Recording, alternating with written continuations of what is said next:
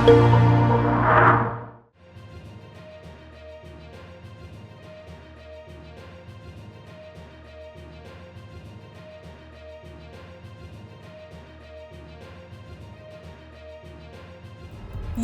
दुबे जो एक खूंखार अपराधी है, जो जाना माना हिस्ट्री शीटर है और जिसकी तलाश में यूपी पुलिस कानपुर घटना के बाद से ही 7 दिन से लगी थी और आखिरकार उसे धर दबोचा गया। विकास दुबे के बारे में कहा जाता है कि वो दुश्मनी कुछ ऐसे निभाता था कि अपने सगे संबंधियों तक को छोड़ता नहीं था, बल्कि प्रेमिका से पत्नी बनी युवती का भी उसने एक बार जीना दूभर कर दिया था, जिसके बाद उसकी पत्नी ने विकास के सामने झुकना ही बेहतर समझा। कहा तो ये भी जाता है कि पत्नी के भाई को तो विकास से बचने के लिए उत्तर प्रदेश तक को छोड़ना पड़ गया था। ये कहानी शुरू होती है कानपुर के शास्त्री नगर से, जहां बदमाश राजू खुल्लर अपनी बहन के साथ रहता था और आपराधिक घटनाओं को अंजाम देने के दौरान ही वो विकास दुबे के संपर्क में साल 1995 में आया और फिर दोनों की दोस्ती जिगरी हो गई। राजू विकास के हर एक काले गैर कानूनी काम को देखने लगा। इस दौरान विकास राजू के घर आया जाया करता था,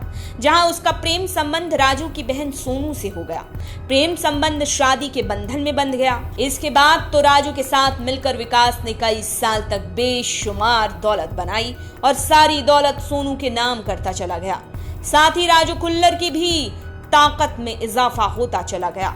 लेकिन हर कहानी की तरह इस कहानी में भी ट्विस्ट आया जब ताराचंद इंटर कॉलेज के सेवानिवृत्त प्रिंसिपल सिद्धेश्वर पांडे की हत्या के मामले में साल 2000 में और फिर साल 2001 में दर्जा प्राप्त राज्य मंत्री की हत्या करने के मामले में विकास या तो जेल में रहा या फिर फरार रहा।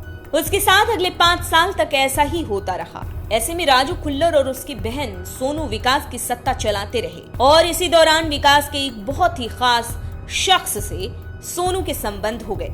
इसके बाद तीनों इस कोशिश में लगे रहे कि कैसे विकास से दूरी बनाई जाए और इसके लिए राजू और सोनू काफी समय तक कोशिश करते रहे और काफी समय तक गायब रहे। विकास ने जो जमीन राजू सोनू के नाम की खरीदी थी उसे भी बेचने की फिराक में दोनों थे, लेकिन इसी दौरान विकास संतोष शुक्ला हत्याकांड में बरी हो गया और सोनू और राजू ने जो किया इसकी पूरी खबर विकास को हुई, जिससे वो गुस्से से भर गया। उसने राजू खुल्लर और सोनू को जिंदा या मुर्दा पकड़ने का अपने गुर्गों को आदेश दे दिया। सोनू की तलाश में शास्त्री नगर स्थित उसके घर पर विकास दुबे ने धावा बोला और तो और मोहल्ले के कई घरों की तलाशी ली, लेकिन सोनू नहीं मिली।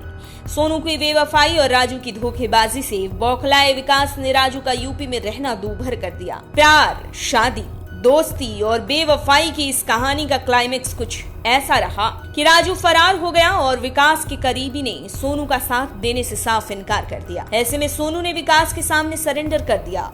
सोनू के बारे में इस तरह की बातें सामने आती हैं कि सोनू ने इस घटनाक्रम के बाद अपना नाम बदलकर विकास का काम देखने लगी। कहा तो ये भी जाता है कि विकास दुबे के लखनऊ वाले घर में सोनू ही ऋचा दुबे के नाम से रहती है और विकास के हर काले कारनामे में उसका हाथ होता है। ये जानकारियां अलग अलग स्रोतों से जुटाई गई हैं। इनकी पुष्टि नेटवर्क न्यूज नहीं करता है।